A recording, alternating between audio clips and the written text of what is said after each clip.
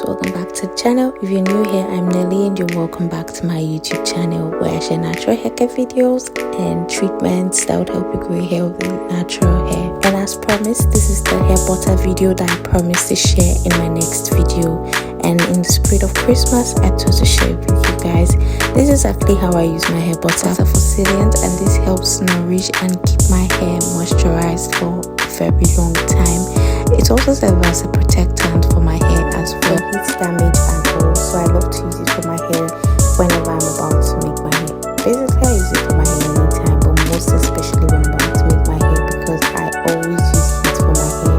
So I use this first to seal in the moisture that I've applied to my hair before going in with my heat protectant and then going in with my hot comb just to straighten out my hair. And you guys, this is what my hair looks like when it's all straightened out. So let's get right into the making of the hair butter, and do not forget to turn on the post notification bell and to hit that red subscribe button.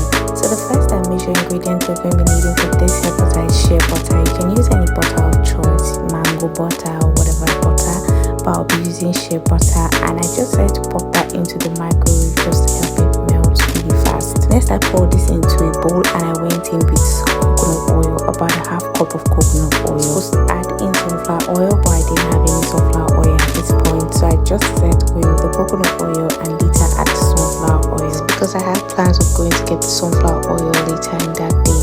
For the herbs, I'll be using curry leaves, I'll be using sage leaves, I'll be using rosemary. I went in with about a tablespoon each of all the ingredients. I also went in with star anise. I added a tablespoon of sage, curry leaves, about a handful of curry leaves. I went ahead to mix everything together and then popped this into my microwave for about 5 minutes.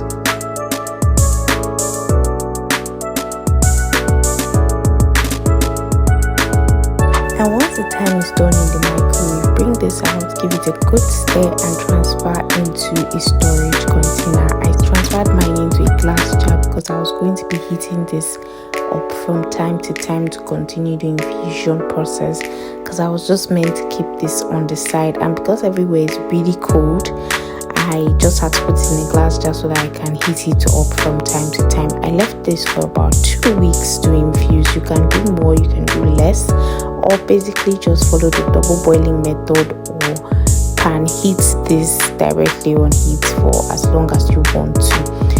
2 weeks later, I brought it out, popped it into the microwave again for the butter to melt. And once the butter had melted, I sieved it into a bowl and then I popped this into my fridge for this to solidify for about an hour. Do not do more than an hour, else it's going to be too solid for you to whip. Just an hour, and you can see how hard it is for me to pierce my mixer into this. Anyways, I have to take my time to break this apart because it was just too hard to whisk, as you can see. This took a very long time, but once I was successful with that, I went in with the sunflower oil because at this time I already had my sunflower oil. I went in with about 3 to 4 tablespoons of sunflower oil. The more oils you add into your hair butter, the lighter your butter is going to become once you are done whipping this, and the less oils you add into your hair butter, the thicker the butter is going to be, and the more stronger it's going to be when you leave it to cool and solidify. Then I proceeded to whipping this together. You want to whip till it becomes really creamy and it has this beautiful consistency. The process could take from 3 to 5 minutes or more of whipping depending on the quantity of butter you are making. Mine took about 5 minutes for me to whip till I got this creamy consistency. You can keep whipping. The more you whip, the more it's going to get creamier.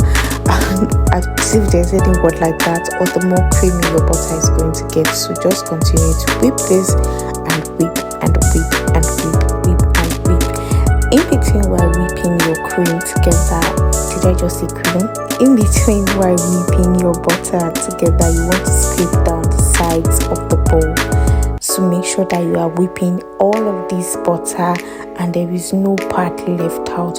Once you've ensured that you have completely whipped all the butter and every part of this butter is as creamy as this, then you can proceed to adding in your essential oils if you have any, for which I'll be using neem oil, and I'll be using just about a few drops of the oil.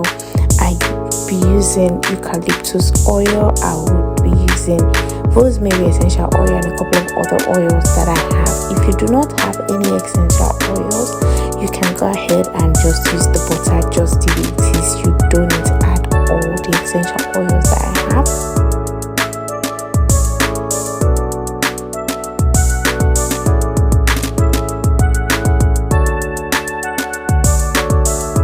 Most of these essential oils are actually meant to give your butter a good scent, and also some of them have other benefits like the eucalyptus essential oil packed with a lot of benefits that are amazing, helping with hair growth, improving your hair follicles, and also it helps treat other scalp issues and such like that. So they have amazing benefits, and if you could get your hands on them, it would be nice. But if you can't get your hands on any one of them, it's perfectly okay. You can use your hair butter just the way it is. Can you see how this hair butter melts into my skin? This is how your butter should be melting into your skin, and then you know it's ready. See how it melted effortlessly. Next, I'm going to go ahead to transfer this into my storage container.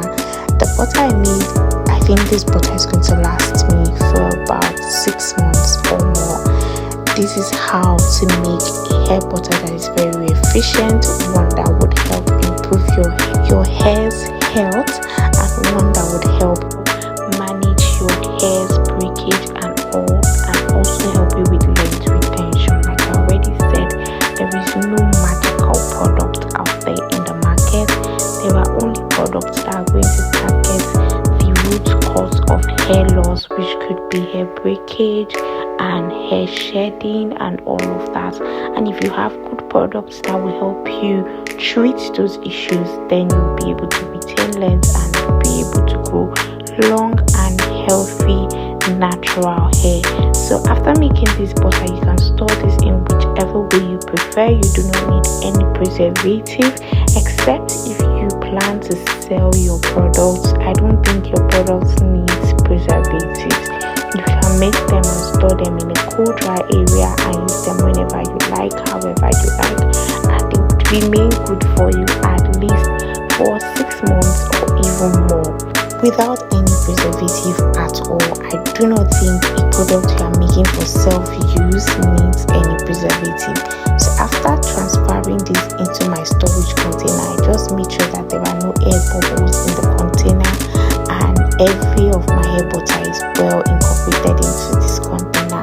I sealed this up, and as you can see, I'm already using my hair butter, and this butter is very, very refreshing. If you like this video, please do not forget to hit the red subscribe button, turn on the post notification bell, and give this video a huge thumbs up if you found this video very helpful. And I'll see you guys in another video. Bye guys, see you.